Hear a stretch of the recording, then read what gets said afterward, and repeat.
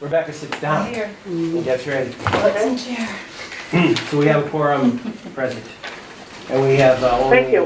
one member of the public who will soon be part of us, Roger Goodwin, in attendance. Oh, and Brenda. Okay, thank you. Brenda's here with her hiding. she's here and with her camera and her laptop. All right, I'm going to call the meeting to order then. This is the meeting of the Task Force on the Structure of City Government. I will call the roll. Paul Skidmore? He's absent. Paul Skidmore is absent. David Aaron? Absent? David is absent. Rebecca Kemble? Here. John Rothschild? Here. Justice Castaneda? Here. Maggie Northrup? Here. Sherry Cardiff? Sherry is absent. Ron Trachtenberg? Here. Eric Upchurch? He's absent. Absent. Eric is absent, and Irene Harrington is present by teleconference. You have received the minutes from the November 19th, 2018 meeting, which was the last time that the full task force met, and have had an opportunity to review those minutes. Does anyone have any corrections or additions to the minutes from November 19th? Move approval. Second. It has been moved and seconded that we approve the minutes from November 19th. With those in favor, actually, I'm going to have to call the roll on this. Rebecca Kemble, Aye. John Rothschild, Aye. Justice Castaneda, Aye. Maggie Northrup, Aye. Ron Trachtenberg, Aye. and the minutes are approved. Before we move to public comment, I would entertain a motion to suspend Robert's rules Move to so we can suspend. stand informally and allow for public discussion and engagement. Move to suspend the rules. I'll second. There's been a motion and a second, and on this we'll just take a voice vote. Those in favor, Aye. Aye. those opposed? Very well, Robert's rules are suspended, and I'm going to turn the gavel over to John Rothschild to chair the meeting. Thank you, John. Okay, Eileen, and if you want to talk, please speak up because I can't see you. Raise your hand. Okay. Great, thank you. Maybe by next meeting, we'll resolve that. All right, so now we're at the disclosures and recusals. Anybody on the committee have a disclosure or recusal on any matter come before the committee? Seeing none, we'll move on to item number 5, which is the report of the subcommittee on the Common Council.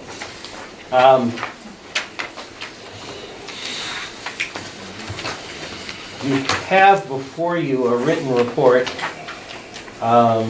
and I am the chair of that committee. So I am a little, since everybody here has been a regular attendee at that meeting, including our person with the camera, I'm really hesitant to spend a whole lot of time going over what we've done because we've all been a part of that.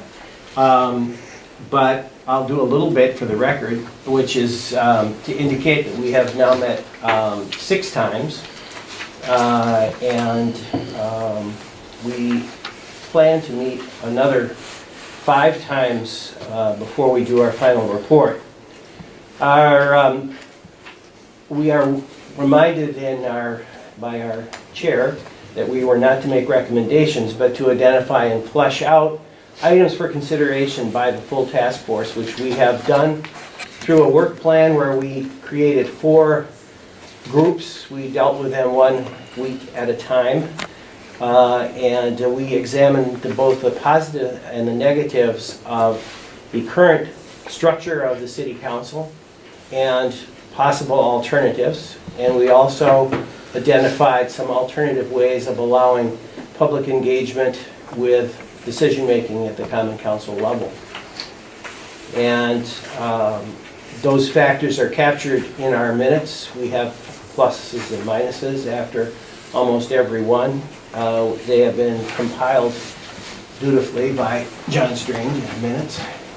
And our next plan, continue on with our work plan, is to develop, go back through those items, rediscuss and identify if there's anything that we missed or any further research that we need to be done, and try to see where there is some consensus and identify those areas where there isn't any consensus without making real recommendations on what to do.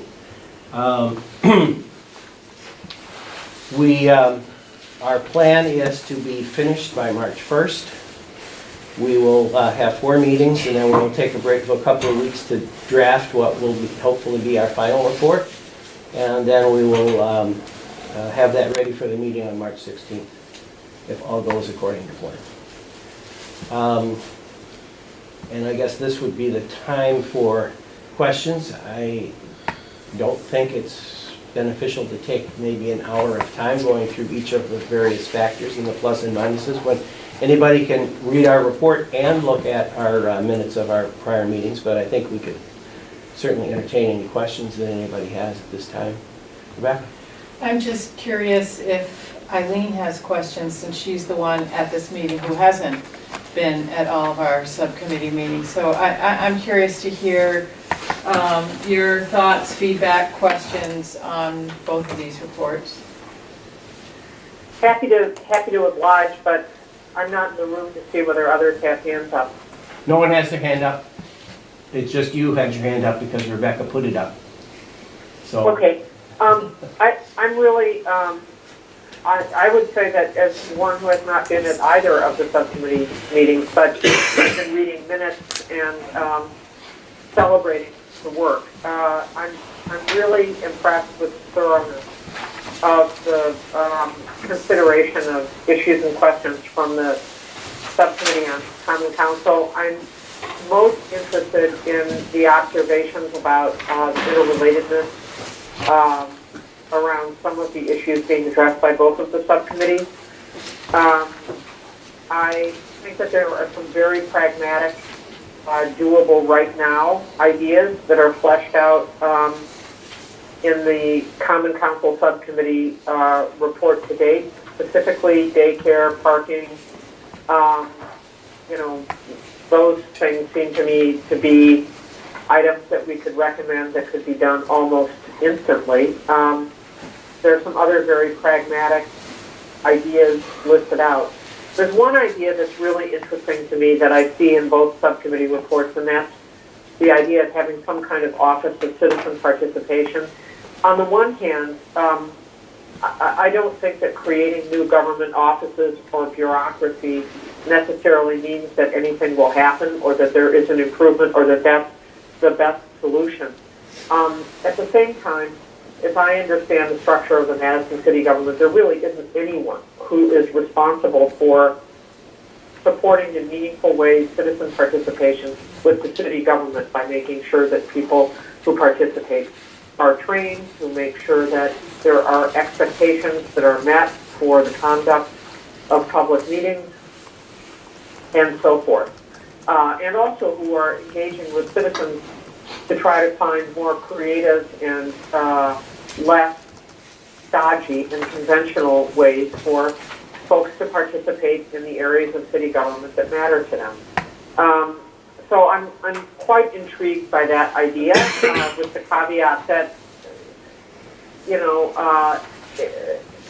I would not want to see a new office in the city that just, kind of gets calcified quickly. So I think that's an intriguing notion. But the other thing that I appreciate a lot from the Common Council subcommittee is its identification of the questions that are hard. And they're really big issues.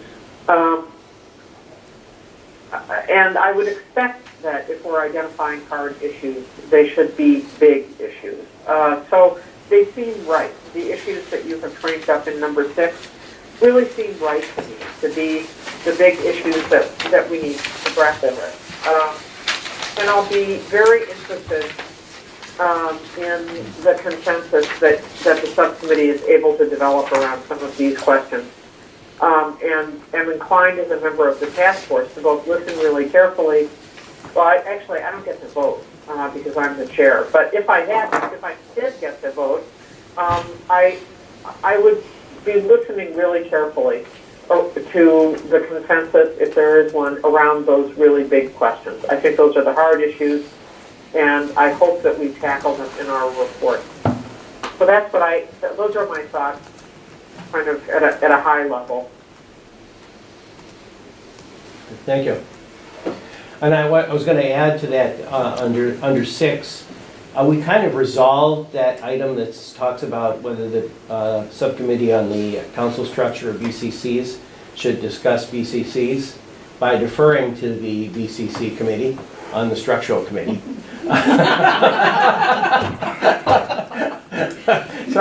So not that we won't discuss it at some point, but we thought it was the reason for division of the workload is so that we didn't have to duplicate workload. And so we are really not spending a lot of time, except as it reflects on the jobs that alders do. We are taking it into consideration on that, but not the whole BCC structure at present as far as the council committee is concerned. Anybody else have any more questions? Not really a question, but a point to raise.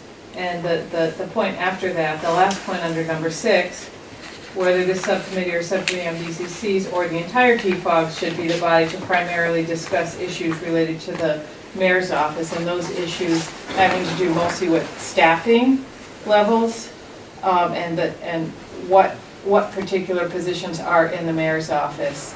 I hope that we can discuss that tonight. We can decide where that's going to get worked out. Because I feel like this body as a whole needs to make a decision on who's going to handle that. Okay, can we defer that to item 8? Sure. Should we, John, just for clarification, Yes. I'm not sure I understand exactly. Did you indicate that the third bullet point under 6 has already been decided, that effectively the Common Council Subcommittee says no, that should go to the BCC Subcommittee? We just decided we weren't going to take it up at the present time because the BCC committee was working on it. Okay. And I think we still would reserve comment on it, but since there's a huge overlap of members, that we just felt that it was not worth our spending our time as the committee working on that. That's what I thought you said, but I don't know. Okay. I should note that Alder Carter's here. Oh, I assume the note takers are here. Yeah, for Eileen, I want you to know that Alder Carter is here and has been for at least 5 minutes. Thank you.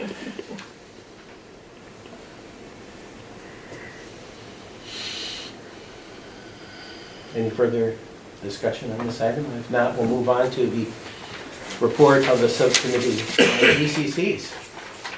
Justice. All right, good evening. Yeah, so the Boards, Commissions Committee Subcommittee has met now 5 times. We have one more meeting on the books, and I think we're ready to start writing, but we did want to flesh out, there were some things that we still wanted to go into in terms of alternatives. But we looked at the current structure, we looked at everything that, I think we spent the first session, just all of us gave everybody an opportunity to kind of just say what it was ever on their mind about this topic, just because I felt like from our experience in a lot of these places that this is necessary. Then from there, we discussed the current structure of the BCCs, looked at the strengths and potential of the current structure, what are the things that are being addressed by the way that the BCCs are structured right now, and then looked at some of the challenges and potential alternatives to the structure. And then we and kind of a point at the end as we looked at the way that people are appointed and how that works. I don't have to, take a look at these. There was a number of things that we looked at that kind of came up. I think one of the things that for me, the contradiction of the idea that the reason, one of the values that we have in having all these boards and commissions and committees is representation, but in actuality, it's not doing that, and there is over-representation by very specific parts of the city on boards, commissions, and committees. But there are a lot of things, as we talked about, that intersected with the committee on the city council, specifically having to do with time and the bandwidth of city council members and what that meant and what that did to committees. We looked a lot at, what do you want to say, are all pigs equal? We looked at some of the committees, it was kind of consensus that they had they were seen as whether they were rubber stamp or they were decision-making bodies, some of it by statute, but some of it just de facto, whereas other ones were very clearly advisory in nature. And so we looked at this. A lot of the things that we looked at in the city council subcommittee also came up here. So things like childcare, transit, all these things that actually prevent and inhibit or folks from participating. But if you guys can look at this thing, I think, any questions or anything that we can go into.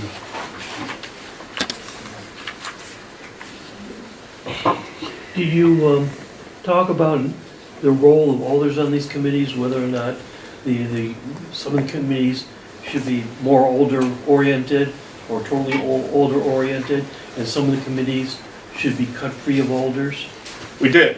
And actually, right now, in terms of alternative structures, it's a big topic, because something we're thinking, an example or an alternative model is that you have your kind of main,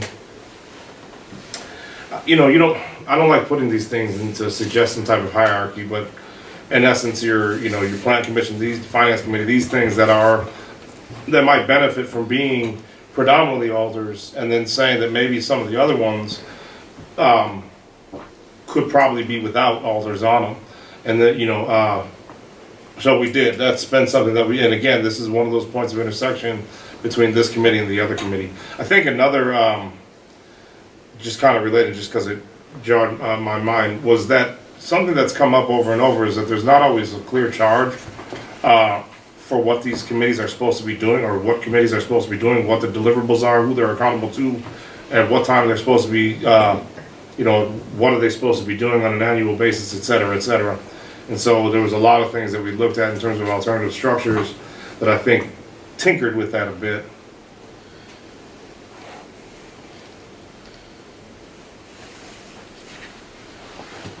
Any other questions for Justice? It's Eileen. I have a question. I'm wondering whether, Justice, when the subcommittee has talked about the sense that there are too many boards, commissions, and committees, and that there should be some process of elimination of some, and also some way to determine whether some boards, commissions, and committees have no longer have a purpose, which is a little bit different than eliminating some. Whether you have given any thought to how that might happen. So, yes, and also that we acknowledge that it'd be very difficult. However, one avenue that we have talked about is that if we just have these folks define what it is they're supposed to be doing and for every one of them, and then giving clear deliverables, I think that would, in some ways, lead us towards that path of actually identifying, well, you know what, we really don't have a purpose, and that could maybe self-select. Another thing that we looked at is that if we put sunsets on a lot of these things, and so, it gets into the weeds, and we don't have all this fleshed out, but the idea of having these committees, even if they are what is generally by convention standing committee, maybe those things don't have to be active all the time. They can be turned on to address specific issues, and then you use your aldermanic structure to determine what the deliverables are, what the guidelines, what the conditions are, and what the term of that committee would be, and then what they're going to do with with the information that's given to them. And so it isn't so much that you're permanently getting rid of them, it's just saying that they don't have to be staffed all the time, and that you can use them as needed. And we are looking at how that may or may not increase flexibility for some of the committees. There was one other thing that I think it was Rebecca that initially suggested, that we perhaps look at having annual reports filed with the, one of the structures we're looking at, that there are some committees that are on a higher level than other committees, and they're assigned to report to them, and that they receive these reports on an annual basis or some other basis of what they're doing and how often they've met and whether they've accomplished their mission and what they're doing to accomplish their mission, and I don't know what other things would be required in those reports. And that would be a way of somebody else taking responsibility for those committees and hold them accountable. Yeah, there's a couple different ideas in there. One was what Justice said, and we came on this very early at one of our first meetings about have each current committee, commission, and board do a self-evaluation. Give them 6 months with the same form, the same kind of form everyone would have to fill out about, clarity of purpose, what have you done to do that, in line with that purpose. What are you struggling with?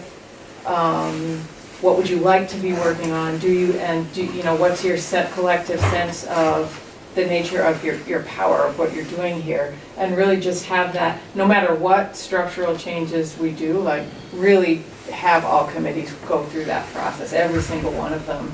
And that would give us a baseline of data, or possibly this new Office of Community Representation, or a new office that would be overseeing committees and supporting committees, data to help figure out which ones really should be ad hoc. Is one committee, are they really working on one specific thing and not something in general? And should that be an ad hoc committee that's given more power around policy making around that one thing, and then it goes away? Or, if it is a committee that needs to be a standing committee, how to support that committee to do its work and understand really its charge and the nature of its power. So I think that's one thing. And what John just said had to do with if we go to a structure of like mother committees that have or mother and offspring, but and so John was the first to put forward this idea, and then the city attorney's staff put forth another kind of similar idea, that there would be 10 or 12 of these mother committees, commissions, and boards that would be alder heavy, maybe not alder majority, but I'd say at least 3 or 4 alders on each of them. And then committees that kind of fall into, that might either parallel the organizational structure, departmental structure of the city, or some other logic, each one of them might not have an alder on them, but that there would be some oversight by these mother committees of those other committees. Whether it be by yearly reporting or a liaison from the mother committee to, whether it be an alder or someone else on that committee, to be part of that. The idea of political feasibility is something that we're coming into a lot. Because we think that there are some ways that we could address a lot of the challenges. I don't know that any of those things are realistic.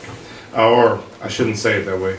I should say that many of those alternative ways, from what we understand of the current structure of both the mayor's office and the city council, a clear path as to how we would get to that other thing isn't necessarily there.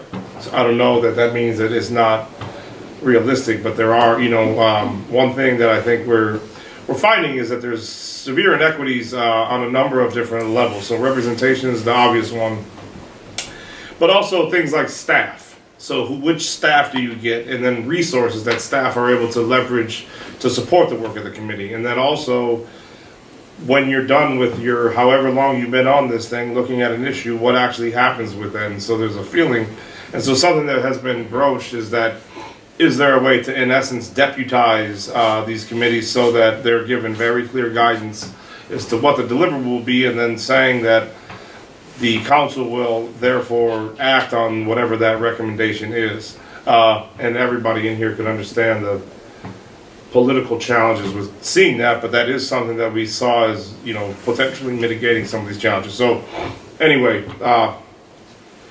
yeah. But I think that's Roger. why the self-assessment thing is so important, just start off with that. So it's not, so the committees themselves are putting their own experience, their own collective experience into the field of decision-making before anything else happens. I think that really has to happen to get any kind of legitimacy for whatever structural changes happened. Roger Goodwin has his hand up. Eileen wants to. I'd like to play off what Ellen Kimball said. Would it be part of this group's task then to actually prepare a survey with a list of things that the committee would, or that these various committees would then review? One of the things one of the committees that I used to staff when I was street superintendent was the Solid Waste Advisory Committee. It was created at a time when we were beginning to recycle leaves and brush and all of the curbside recyclables. Solid waste was a huge issue. We had a number of specialists on there. But over time, a lot of those issues have been essentially dealt with. And I remember towards the end, and this was the last time I staffed that committee was probably 15 years ago. Then we were running out of agenda items, and it was basically I was running the thing. I was getting the committee members. They started determining what the agenda was, making sure we had. But if you're going to prepare this list of items, that you have the staff people that are associated with it fill it out as well. They might give you a pretty good handle on which committees really are necessary versus ones that were just that was a good example. I mean, they did good stuff, but over time, I think their agenda got pretty weak. Ron? Besides the annual assessment, do you want to require the committees to do an annual work plan? Now, some of the committees, for instance, it's just like Plan Commission or ALRC, you've got action things that come down every day. But besides those action things, they also do a planning or policy component. So what issues do we want to do on planning? What issues do we want to do on policy over the next calendar year, for example? So I think that's also important. And when it came to Rogers Solid Waste Disposal, maybe if they had done that, they would have said, jolly gee guys, we really covered all the big items. Who knows? I just want to add one other thing. I remember the old solid waste, it's coming back to me now. The way it was set up was we automatically had a member on our committee that had to be a member from the Commission on the Environment. We also had to have a member from the Board of Public Works, so for liaison purpose. So you automatically entrenched these committees and automatically made commitments. People would have to double commit, which made even greater agenda quorum issues. And so a lot of these things are out there. A lot of these committees are interwoven, which makes it more complicated, but at the same time, it doesn't meet all that necessary anymore. Now, I wasn't part of the initial discussions, but it seems to me that if this group ultimately wants to recommend that we stay with a large council, if we don't deal with the size and the number of the committees, you're never going to get to the issue of the time that the council members have to spend. And if you go recommend a smaller council, it's even more critical because the smaller council can't deal with 100 committees. So I think whatever this task force comes up with, it needs to have a fairly strong recommendation regarding that. Regarding, and any method we can go towards consolidating and eliminating committees should be explored. So that point, we reckon this is where the intersection of the council and the committees comes in, because absolutely, what Roger just said is that there is no way, you know, if you're gonna change the size of the structure of your council, it's absolutely gonna affect the you know, your options or for the composition and structure of your boards, commissions, and committees. At the very first one, or one of the second ones, one question, I mean, because I totally agree that I would like to talk to a lot of staff folks, but I also don't know how to do that. You know, I don't know how to, I mean, there's so many, it's just so much time. There's so many people who are involved in all these things, and I don't know how to do that in a way that, I mean, it would give us some like anecdotal narratives, but I don't know what it would do in terms of actually giving us something that we could latch on to. John, could I say Yes, something? certainly. You know, Madison is far from the first governmental unit that has wrestled with the problem of how to evaluate subunits and with the notion that there are too many and maybe some need to go. You know, there's sort of three ways that I know of that governmental units have made those determinations, or three processes, and I hope that the subcommittee and the full task force will give a lot of consideration to process options here and hopefully make some kind of recommendation. And I think that the three general ways of approaching this are not mutually exclusive. You know, the sort of the top-down approach is the one that's used by the United States government to close military bases. It has there's a base closing commission. It reviews all the bases every 10 years. It says these are the ones that are going to be closed. And basically the Congress has the choice of voting yay or nay on the whole package. So there's, you know, it's very difficult for the legislative body to say no under that kind of model. There is, you know, building in sunsets in all of these charters for boards, commissions, and committees. They're going back and putting sunsets in. I'm told by the city attorney's office that Madison has a not great experience with sunset provisions. And then there's this sort of third way that I see the subcommittee and Rebecca particularly talking about that I think is really promising, and that involves the self-assessment, the work plan, and also the kind of the collaborative process for people actually working on boards, commissions, and committees to participate in an assessment regarding the question of whether this body needs to continue. And it strikes me that if we could, you know, recommend some process around that it would be a lot more democratic,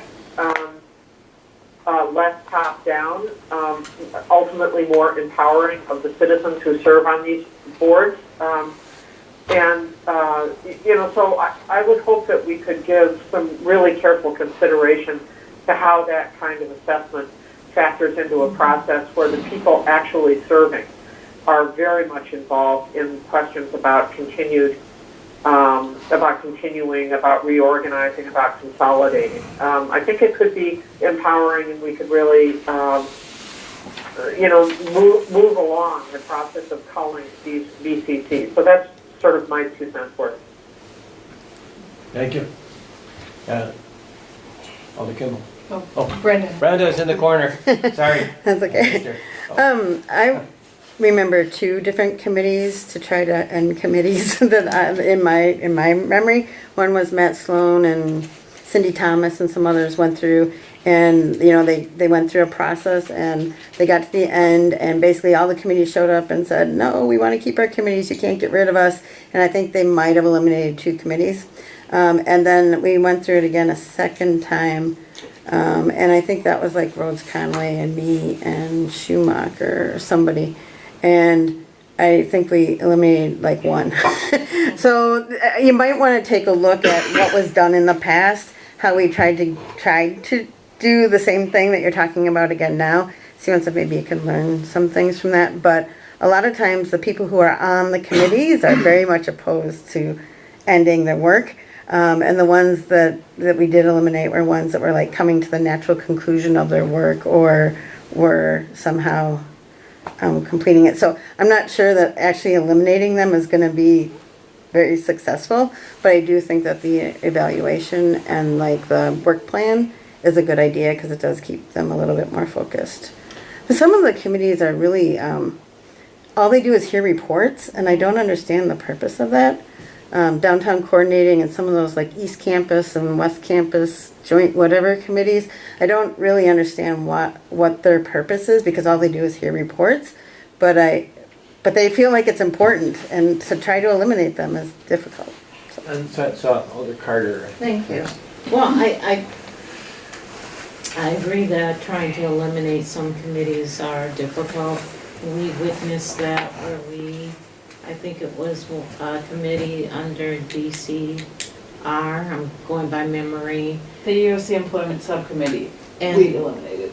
And they incorporated the members into another committee.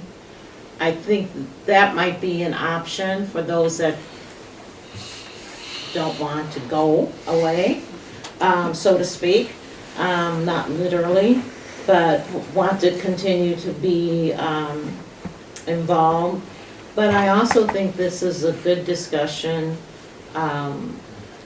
Once they do an annual and a work plan, this is a good discussion on what committees are still producing work would be for the CCEC to discuss when these annual reports come back in. I think that that when we create these boards and committees and other things, that we have to create them with a work plan and a purpose and possibly a sunset, but definitely this is what your purpose and work plan is, so that when they come to the end of what they're supposed to do, they're not surprised that they're at the end. Because I think that's the problem with some of these. They get not only attached to who they're meeting with, because it becomes social gathering, so to speak. So they get attached with, just like I'm attached to justice because of this committee. Don't want to see you go, Justice. But they also don't have the ability to say, we're at the end. So it's either gonna have to be staff that says, let's review why we were created, or the chair, if the chair can do that. So I think when we go back and look at all these committees, we should definitely put in the purpose and the mission. I mean, the purpose and the work plan for all of them. And if you go look at all of our committees, there are a lot of committees that have been eliminated over time. Thank you. So Kimball, Jackenberg, and then Justice. Trying to get back to Roger's I got that question, one right. because there was a direct question in there and a couple of suggestions. I don't know if this body would create that evaluation, but I think it is so important, and I heard that from Eileen too, about how we craft it and what are the questions we're asking.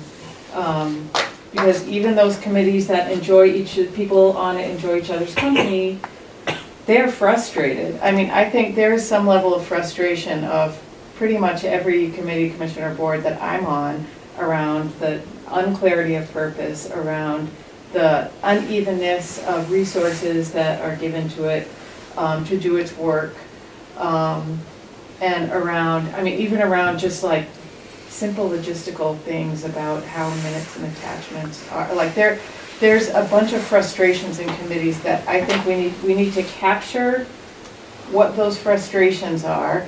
Is it related to the content or the process of the committees? And figure out if what that committee's collective will in doing their work is that a general sense that we want a venue for residents to be able to come up with new policy ideas and promote them at the city, which is really legitimate, and I feel like we really need to have that kind of formal structure for residents to be able to propose new things? Or are they just a work group solving a particular solid waste problem, for example? And so if we collect this kind of data, we can figure out what's the best way for that group of people around that topic to get that work done. And if there are a number of committees that just want to be sort of conduits, resident conduits for policies, like maybe some of that can be consolidated. And because I think there is some creep around committees like that want to be those policy conduits, but then they're given work to do that is more specific to, like, solid waste, for example, or, integrated pest management, like really specific things that should just be work group, ad hoc work group things. But I think there is also value in having standing committees of mostly residents to get bring forth a kind of a collective genius and new ideas to policymakers. So I think it's important. I'm not sure that this is the body to do that. We might have recommendations of what questions need to be asked. Maybe ultimately, it is, I don't know, other people might have a different idea, other people might think this is the body. I don't think it has to be. And on the issue of staff, I'm wondering if that, I didn't take it because I'm not staff, but if that massive employee survey we just did, was there anything about their use of time on committees? On staffing committee, was there any questions, like is there any existing data that we could pull from? I don't remember. No. I'd have to look at the. So we missed an opportunity with that survey. But I think that is important and that should be balanced with, I think that is disproportionately important in terms of the kind of groups that are engaged in operational work, that staff experience and opinions is really important around those kind of things, and maybe resident opinion is more important in just policy oriented work. And if we do create this office of community participation, that's going to take a lot of the logistical and process burden away from staff in the departments. I mean, I think we'll get data from the self-assessments of the committees that can help us really build a case for that, is what I'm guessing. So I think Ron was next. Yeah, when I look at committees, I look at a committee from a structural vantage point. Whether the committee basically is an item agenda, an action, for instance, NLRC Plan Commission, Zoning Board of Appeals. Okay? They handle specific things that are given to them by way of legislation or ordinance. Then there are committees which are more in the analysis and planning. Now, if you're drawing a Venn diagram, you've got overlaps, obviously. So I want to know what committees really are more in the planning and analysis aspect. The other committee, the other type thing which Brenda brought up, and I would call these communication committees. They're committees that of alders and sometimes non-alders, who are liaison groups to non-city groups that relate to, have a significant impact in the city. For instance, the university liaison, some of the things there, school MPO, district liaison. Parksy, Yeah, so that's a different type of committee. And, so when we look at these committees, I want to kind of look at them by functionality, what they're supposed to accomplish, Yeah. knowing that there's an overlap. Mhm. Justice. I agree with Brenda's comment. I don't see, it isn't like you get drafted to be on a committee. You volunteer, so you've already made an investment to be on that committee. The idea that you're going to be like, nah, I don't want, no. So I would just say that I don't think asking the committees to figure out whether or not they're relevant is going to be effective at actually culling any of them. because they all asked to be on those committees. Second thing, I go back to this thing about representation and about what this is showing and what we're seeing across the board in terms of we have certain sectors of the city who are making decisions that are overwhelmingly represented in citywide decisions, and I think that's a problem. And I don't think that these committees are actually increasing representation. And I think that, to me, yeah, you're right. I mean, historically, I'm sure, but I think this is going to be a matter of political will. And I think that this thing has, I mean, to me, it has to be framed as such, and I think we got to ask our elected officials to make a call on this stuff, and then they need to be held accountable to it, because it is problematic. And we looked at some of these other cities and looked at how many standing committees, and we got cities of millions of people that have half as many standing committees as we have now. We could critique those cities and say they're not, but I think that the challenge is there in terms of representation, in terms of whose voice is actually getting to the table and who actually has access to make decisions around things that are critical, I think is very real, and it's something that we have to incorporate into the report. And I don't know the answer to. Like a lot of things that we're looking at, these are not simple binary, like there is no way to just say, well, if you just do that, then everything will be better. I don't think that, but I do think we're going to have to at least, I think we would lose an opportunity lost if we were not to take some risks and really say that, we should be bold and say that this thing needs to fundamentally change. It could be very easy in Madison. We have this romantic nostalgia, and so it's like you come out of these things and everyone, it's institutionalized isomorphic behavior where we should do it this way because that's how we did it yesterday, and well, I can't imagine another way, so let's just do it this way as a path of resistance, and I feel like we lose in that scenario. Mike. Just thought, this is Mike May, I thought I'd make a few comments just from staff perspective. Brenda, on the campus committees, we did get rid of one of them. We combined there were 2 or 3 of them, combined them into one committee or something like that. One of the things I've learned in working for this committee is that staffing a committee is hard and takes a lot of time. Our office rarely does it, so we're not used to doing it. And you've got to learn all these things that you don't otherwise know. So I think you've got to keep that in mind as we're doing it. If some of the recommendations that you're talking about, like this new office of community relations or whatever, and other ones that you've talked about, there's going to be a lot of employees that you're going to be asking to be added to assist in the new committee structure. And the final thing was, I know the BCC committee and John Rothschild's plan didn't really eliminate anything. The ones that we did actually said, here are some committees you can get rid of. And I think as staff, we're not as afraid to say, you don't need a solid waste advisory committee, a committee on the environment, and a sustainability committee. You can have an environmental committee that deals with all those things. And we went through and we've found probably 4 or 5 of those instances. You may not change the functions, but instead of having 3 committees doing pieces of what is obviously a big thing, one committee can do it, and that means that if you have an alder, they go to 1 meeting instead of 3. So this group may not feel that it's empowered to say, here are some to get rid of. The plans we did actually suggest that there were some to get rid of, and I think that might be a good combination with the idea that make them do the self-examination and self-assessment. And by the way, here are some that are pretty obvious, we think, on the face of it. Anyway, I would just throw that up, some staff observations. And I just want to throw out also,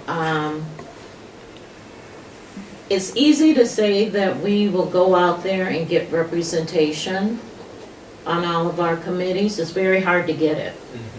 And we need to acknowledge that. It's not going to be that easy. It's going to be a lot of hard work, and some years you're going to succeed and other years you're going to fail. So this office is not a sure thing is what I'm saying as far as getting participation. Well, we looked at it, we're still looking, because we're going to go through all these, the representation thing, there's a number of things that we're looking at, and it kind of runs the gamut. A lot of the stuff we talked about with the council, but we also looked at structural things, like why do you have to be present? Why do we have to be in one space? There's no rhyme or reason to that. and it's antiquated in terms of the technology we have for VTC. I mean, we don't all have to come together. And if you started looking at the things that are actually the barriers for representation, I think another big one is, why would I spend my time on that committee? Like, I'm gonna go there and spend that much time and do what? And like, if my voice, at the end of the day, I'm gonna spend all this time, I mean, the joke someone made, I think it was me, is I also have a consultant firm. How about you just hire me as a consultant, like you are, like the city seems to like to do, because then, at least you're gonna pay me $400,000 to get a team together, and then don't take my advice or not, I don't care, you gave me the money. But like, if you want me to come on here and spend, I mean, I can do these committees because there's a sunset, because this thing is not a standing thing, so I'll come out here and do this. But I think even after this one, I think I'm cool. Well, I did the ERO thing, and that was a waste of time. I mean, that was, at the end of the day, like, looking back on the committee, I mean, it wasn't, like, this is a waste of people's time. There is no, if you're not gonna take the advice, well then, I got other stuff to do. You can find someone else that, needs something to do, needs a social group, and they can get on these committees, but like, you're not gonna get folks on here who, like I said, I got, to do this work, I get paid substantial, I mean, before I took this lucrative job at a nonprofit in Madison. But when I was doing consulting, I get paid a lot of money to go and answer questions for city governments and state governments. And, like, why would I do that for free, in a place that doesn't seem like people are really interested in listening. But anyway, but yeah, the question though, representation is a very real thing that we looked at, and that's right. I mean, we could say we need more representation. It's a lot harder to say, well, come on up here and spend a couple hours. Right. Any further discussion on this? I wanted to follow up again on following Kimball's question about, I really think that this task force should be as specific as possible about what it recommends. And I'll tell you why, because as somebody who spent 30 years working in the city bureaucracy, when you get reports like this, what's going to happen with it? Who's going to do something with it? Is it going to be the mayor's office? Is it going to be a couple of the staff people in the council office? Is it going to be a city attorney? Who's going to follow up on it? The more specific you are, the more pointed you are, the less likely it is for somebody to just say, oh, that sounds like a good idea, and not do anything with it. And it just sits on the shelf and nothing happens. So I think task force was given the assignment, be as pointed and specific about the things that the task force can agree on. Force somebody's hand. If they want to come back and say we think needs to be a reduction in the number of boards and commissions and here's a way to do it, we should be specific. If we have ideas on how it is we can reduce the size of the boards and commissions, we should be as specific as possible. That doesn't mean they have to take it carte blanche, but it's going to be a lot easier for a staff person somewhere to take that and do something with it than to have something that's somewhat ambiguous. Some of us are counting on the alders that are on the committee to take care of that too. Well, but that's a good point, and to that point, when we're writing the report, I feel like we should take a look at the recently published Oscar Mayer Strategic Assessment Committee report, whose appendix is this implementation matrix that links each recommendation to a staff department, a committee, says is it short, medium, or long time frame, and has very specific ways in which direction for how these things could be carried out. And it doesn't really, that doesn't have budget implications, but I think in our report we really need to spell out, and maybe in that kind of matrix, how much is this going to cost and where are we going to get the resources from. And if you noticed I believe it's in the appendix to that engagement report that was done for the city of Boston, they have dollar signs after each one. Like you would have stars from TripAdvisor or something. You've got $1, $2, or $3, or $4. This is like, Yeah. A number of digits, huh? Yeah. Any further discussion on this item? Eileen, did you have anything more? Are you there? I'm here. Okay. I don't have anything more. Okay, thank you. No. Now, we have, the next item on the agenda is future meetings. Do we have any items to discuss on that, or is that just for our information? We have one item to discuss. Okay.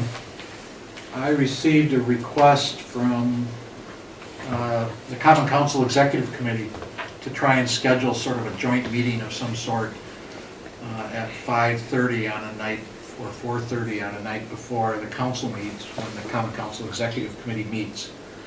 I said I would bring it up to this group. I don't think any of those dates match the dates of your meetings. I talked briefly with the chair, who questioned why we would want to do that and what the purpose of such a joint meeting was, because they've been getting reports on what this group is doing, and I'm not certain where we want to go with that, but I said I would bring it up at this meeting. And Eileen, maybe you want to comment on it, or Rebecca, you're on the committee? All the elders on this committee are on CCEC. Okay. In fact, we Yeah, should be noticing And- this and- for and a forum of. that was a reason why I wondered We do the why, council. what purpose would be served by an additional meeting. If the executive committee wants some sort of specific report from this task force, it could certainly ask us to do that, and then we could address that. But without having any concrete agenda or notion of how our work would be enhanced, or how the council's understanding of the work would be enhanced, it just, I was sort of at a loss to understand what purpose would be served by having this kind of meeting. And But no hostility to the idea, it's just like, why is the question. And all of them either are on it or have been welcome, and I think the ones who aren't on the task force is the president of the council on CCEC. So, I mean, he's attended several meetings himself, so, I mean, they're welcome to come to any of our meetings. Well, So I don't know what the purpose of going to either. I don't know that there would, I mean, there could be a purpose, I just don't think now is the time. I mean, we're not ready to, we don't have anything. I mean, even these, I mean, this is why, going into these are just kind of like vomit drafts, if you will.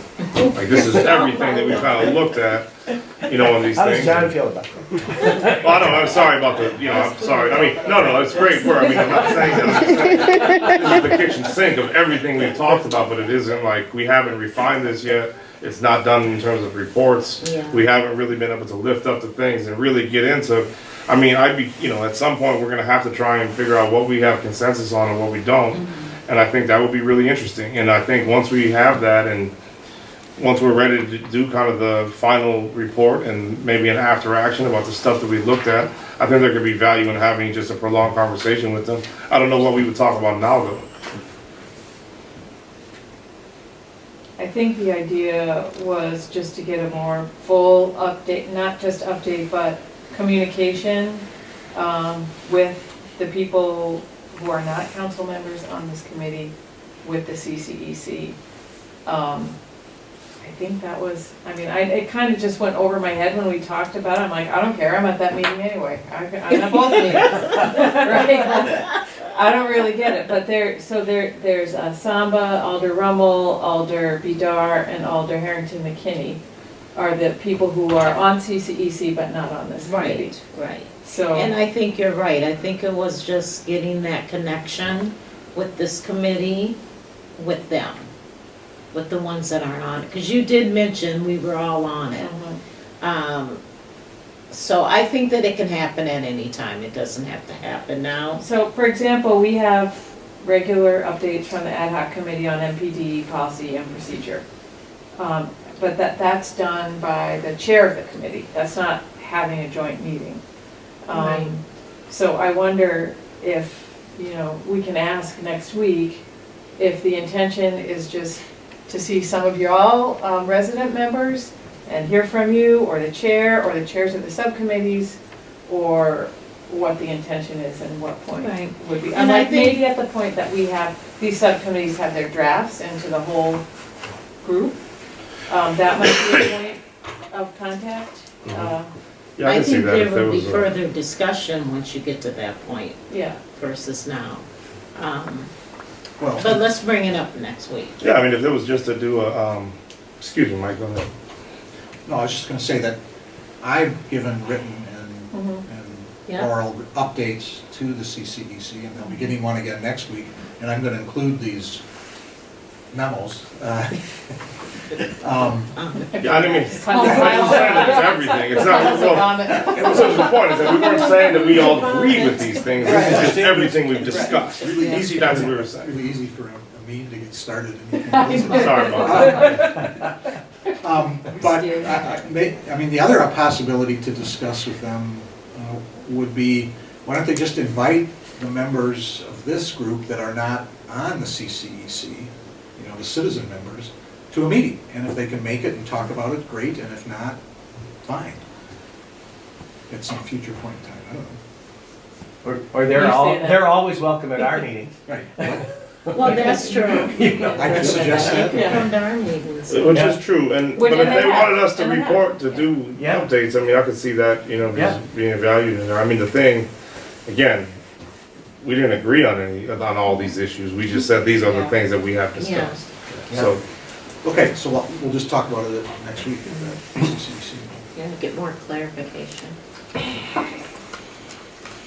7 plus 1 is. All right, so these are the meetings at present then that we have adopted for our future meetings. Then item 8, Rebecca mentioned one item, that would be the mayor's staffing and anything else that was included in that topic.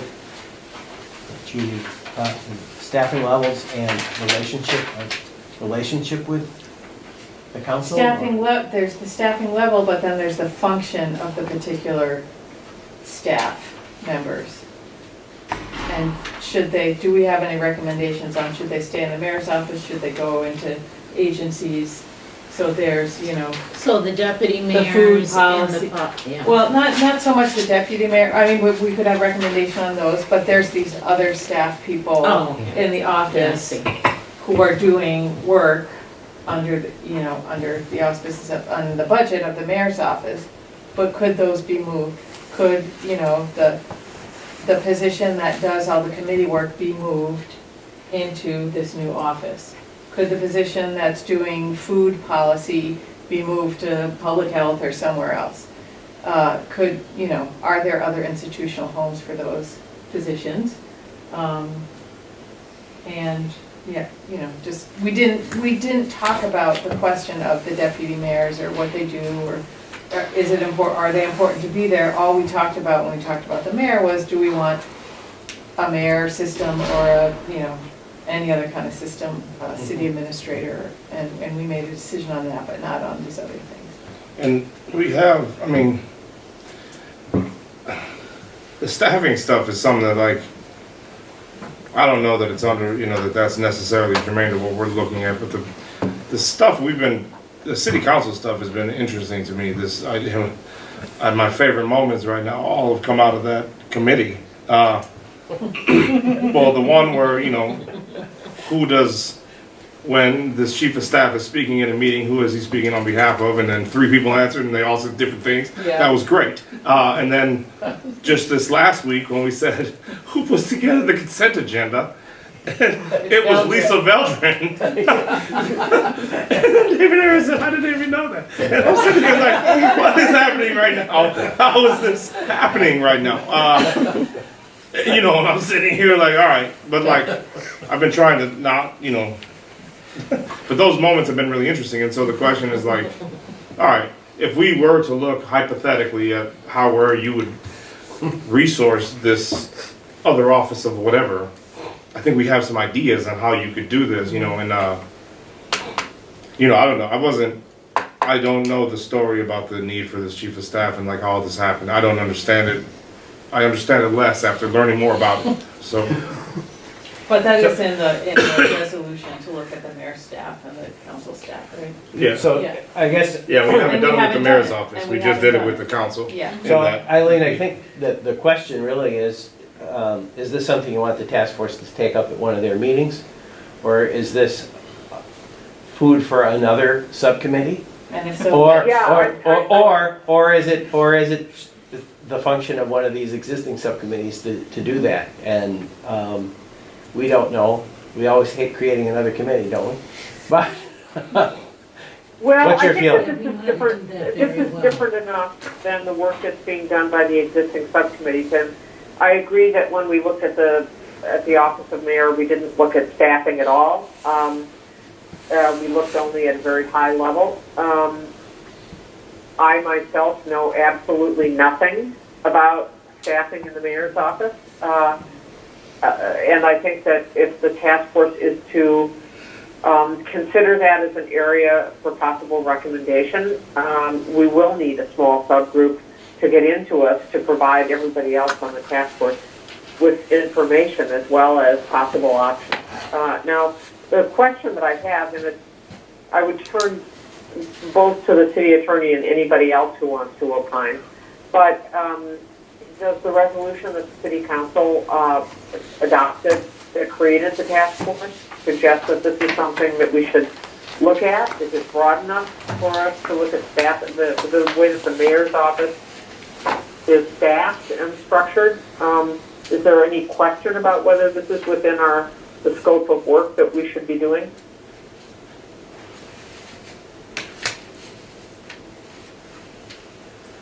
Among the items you're to look at are the powers and duties of the mayor, including the hiring and firing of department and division heads, veto, line item veto, the size and cost of mayoral staff. Okay, So I big think, go. I think it's in there. yeah. Yeah, we didn't do either of those Yeah, things. well, So, you know, What- I think we need a couple of people to take a look at this. so Eileen, what I was gonna suggest is at the next general TFOGS meeting, that we ask the mayor's Yeah. office to come and make a presentation to us about the function of the staff, the relationship, the deputy mayor, just to describe it for the whole committee and then Oh, that's a decide what good we're gonna idea. do. Because I think Yeah. it's something that the whole task force will probably wanna hear. And Yeah. then decide whether we need a subcommittee, and if so, what are they gonna look at? Right. That's a really good idea. I think that's a really good idea, John. What do the rest of you think?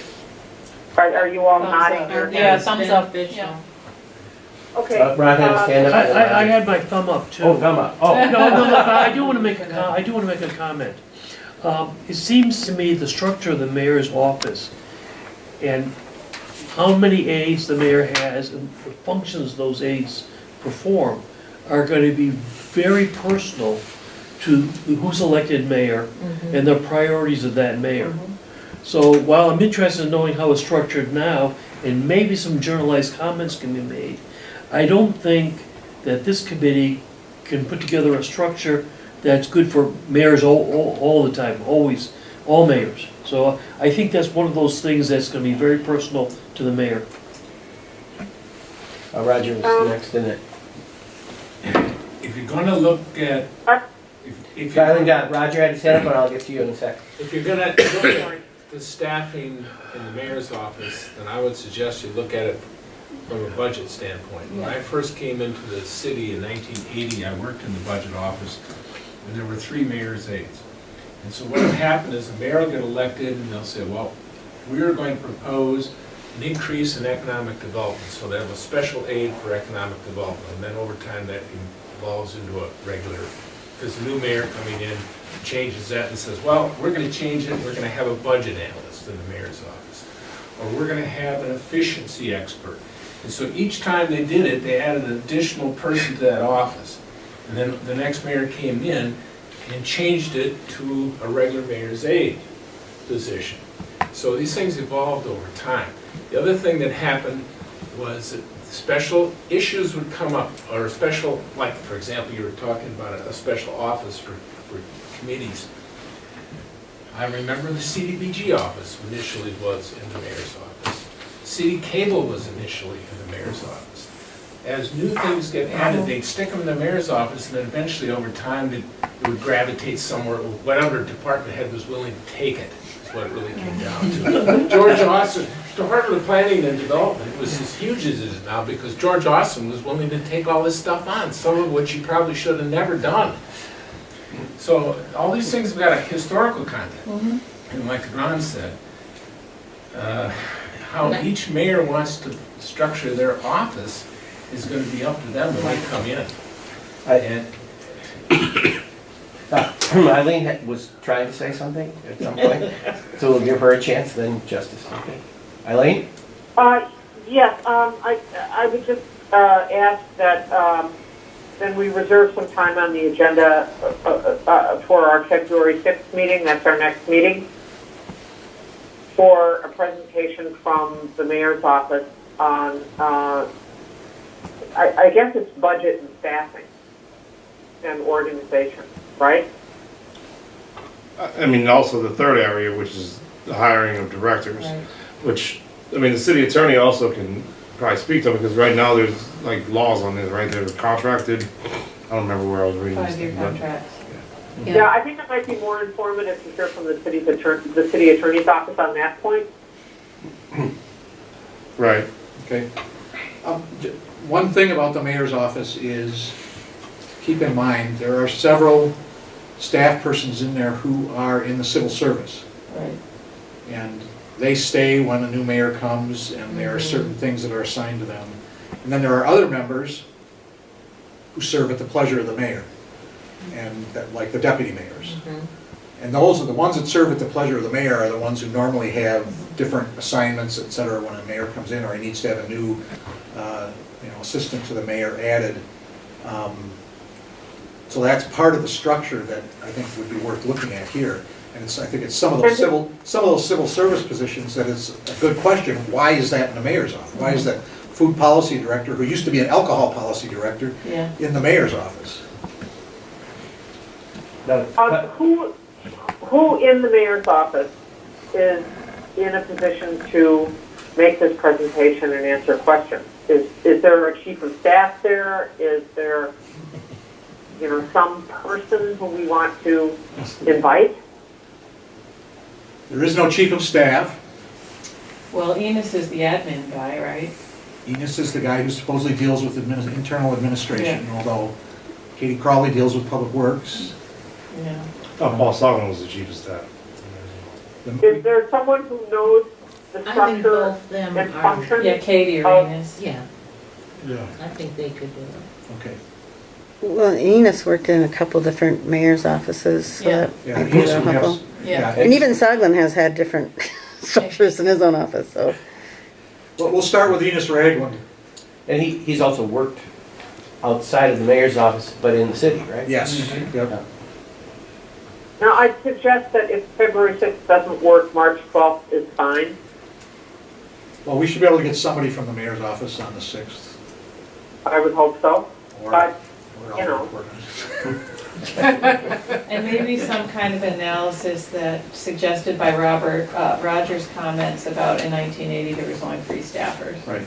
in the mayor's office, and look at that over time, how that's evolved. again, it's staff work for you guys, but every single budget identifies the initiatives, and the position changes every single year.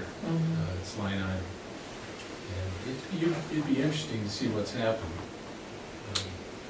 I was, for example, when we first got to this committee and I saw that there were deputy mayors, I thought, oh man, have they changed the organization structure? Because we used to talk about the fact that Madison did not have deputy mayors. Well, that was assistants to mayors. You never knew how the line of authority works.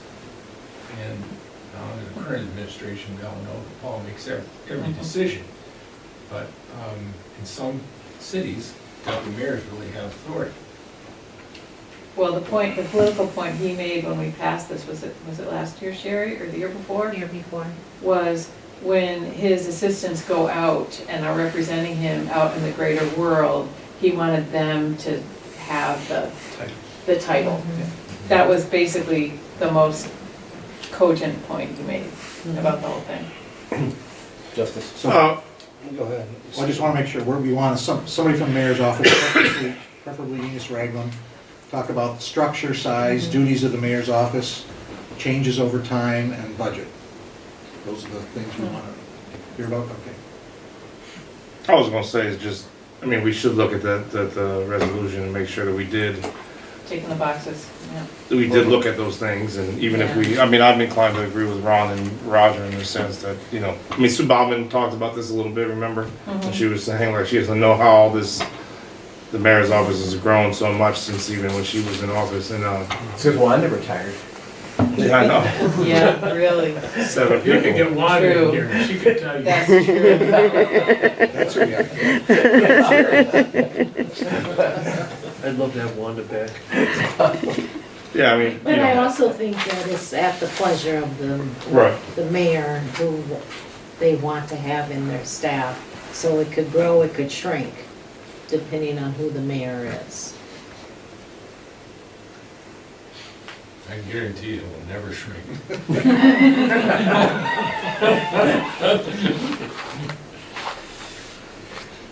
All I know is my job, we had 30 people and now we're down to 13 and we're still doing the work of 30. Were there any other items that need to go on future agendas that we have not discussed now, other than that obviously in March will be the March 12th? Justice, is that your target date too? That meeting in March? I just have 12th for March, final well, report? March 1st is the day for the report, but sure. But I mean, the first meeting in March of the task force where the Yeah. reports will be finished, they'll receive those. So It's the that should be 12th. on the agenda for the 12th. Yeah.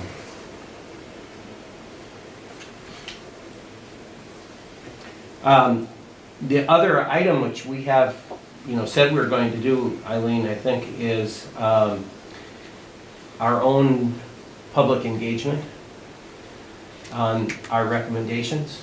And maybe we're Yeah. not ready to set that on here, but is there a plan of what we do going forward after these are completed and we decide what we're doing with the mayor, on the mayor's office? Is that when the communication committee should start meeting again to discuss how we can do engagement? Once we I have a think good that's idea as right. a task force on what we're trying to achieve and what we're interested in engaging citizens Around, yeah. around. And there was the issue that we delayed on is whether or not we were going to hire somebody to assist us in that process. Could And we were delaying until we know what it is that we want to engage with the public on. Could we, My recollection was that the meetings beginning in April had public engagement as the general topic for April and May. right, so my suggestion would be that as a task force, we decide on some of these issues sooner rather than later, so we can begin meeting as a communication committee to decide how we're going to engage, look for ways to engage in the community. So are you suggesting that be on the February 6th meeting? If possible, otherwise March, but that may be a little too late for us to be able to act on effectively. Well, since in February, the subcommittees will be at work writing and probably won't have a lot to say to the task force. It seems that we'll have time. We'll be hearing from the mayor's office and then having some discussion about what to do with what we heard from the mayor's office. And so we should definitely have time to have some conversations about public engagement around the report and anything else. So we can look for a meeting for the communications subcommittee, shortly after that, perhaps we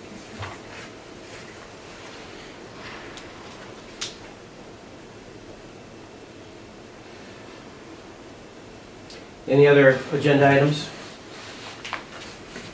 The other part on here is concluding the work of the task force.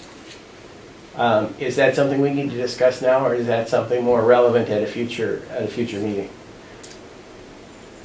I would Eileen? say, is there anything right now that we see as, our alligator analysis, do we see any alligators that would let us think that maybe we're not gonna be able to finish on time?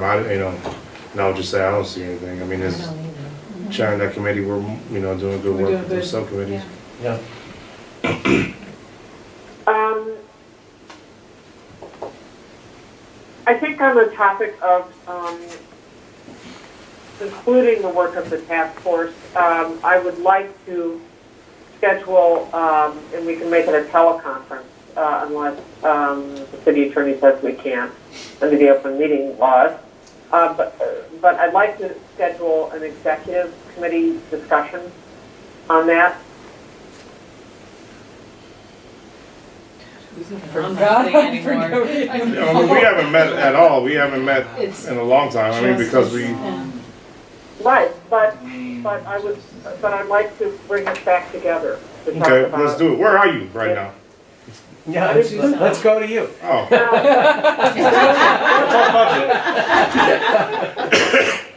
It snowed in I'm Tucson. in Tucson, I'm going to be in Tucson. When I agreed to take this on, I was assured that this project would be finished by December of 2018. Because I spend my winters in Tucson, and teach at the law school here. So, that's where I am. I see. Okay. Well, yeah, no, we can Your do it. I bus, mean, your wrapped bus would be a good thing to take. well, I mean, we could probably meet and then you can be on the phone if we can't do Right. it via Yeah. teleconference. And that's fine. So Yeah, I agree. let's schedule that, okay? Yes. So we will send around an email to the members of the executive committee to try to get something scheduled Is this something you sooner rather than later. want to do this sooner, right? Than I just heard you I say. think so, yeah. Okay. So, John Strange, can you help us with that? Yes, I can. Please, thank you so much.